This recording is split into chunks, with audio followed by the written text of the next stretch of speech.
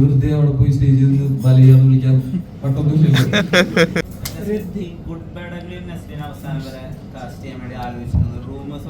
ഈ ജെൻസി കോഴി ടൈപ്പ് ഒക്കെ എങ്ങനെയാണ് ഹാൻഡിൽ ചെയ്ത്? ഒരു പ്രത്യേകം സാധാരണ കോഴിന്ന് അല്ല, ആ ടൈപ്പാണ് ജെൻസി. ഇപ്പത്തെ ഒരു ജെൻസ് വൈബിലുള്ള ഒരു കോഴിത്തരാണ് ഇതിൽ കാണിക്കുന്നത്. അപ്പൊ അതിലൊക്കെ എങ്ങനെയാണ്, ആരാണ് ഇൻസ്പിറേഷൻ ഈ കോഴികൾ? തീർച്ചയായിട്ടും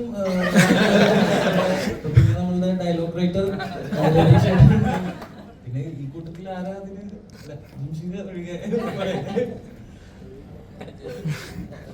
നസ്ലന്റെ സിനിമകളുടെ മാസീവ് സക്സസ് കാരണം ആരാധകർക്കിടയിൽ നസ്ലൻ ഒരു വരുംകാല സൂപ്പർ സ്റ്റാർ ആണ് എന്നൊരു ടോക്കുണ്ട്. അതുപോലെ തന്നെ കോമഡി ഇത്ര അനായാസം കൈകാര്യം ചെയ്യുന്ന ഒരു യുവനടൻ എന്നുള്ള നിലയിൽ നമ്മുടെ ദിലീപേട്ടന്റെ ഒക്കെ പകരക്കാരനാവാൻ സാധ്യതയുള്ള ഒരു നടനാണെന്ന് പറയുന്നുണ്ട്.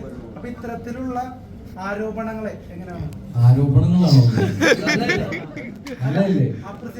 അല്ല, ഒരിക്കലും ഞാൻ അടുത്തൊരു ദിലീപേട്ടനായിട്ടോ അല്ലെങ്കിൽ അദ്ദേഹമൊക്കെ ചെയ്തു വെച്ചിരിക്കുന്ന ക്യാരക്ടേഴ്സും അല്ലെങ്കിൽ അദ്ദേഹത്തിന്റെ കഴിവൊക്കെ നമുക്ക് അറിയുന്നതാണ്. ഒരിക്കലും അദ്ദേഹത്തോടൊന്നും ഉപമിക്കാൻ ഞാനായിട്ടില്ല എന്നുള്ള സ്വയമായിട്ടുള്ള ബോധ്യമുണ്ട്.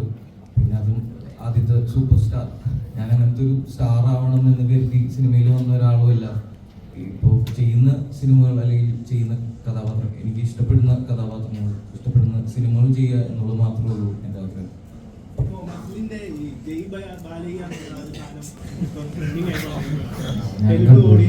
വീഡിയോ ഒക്കെ അല്ലാതെ അവിടുത്തെ ഓഡിയൻസ്, തെലുഗു ഓഡിയൻസ് പറഞ്ഞതാ, ഞാനായിട്ട് പറഞ്ഞതല്ല. എനിക്ക് വെറുതെ അവിടെ പോയി സ്റ്റേജിൽ നിന്ന് വലയാന്ന് വിളിക്കാൻ പട്ടൊന്നുമില്ലല്ലോ. അവിടുത്തെ സ്റ്റുഡൻസ് എല്ലാവരും വലയുടെ പേര് വിളിച്ച് പറഞ്ഞപ്പോൾ അത് പറയേണ്ട സിറ്റുവേഷൻ വന്നുകൊണ്ട് പറഞ്ഞു.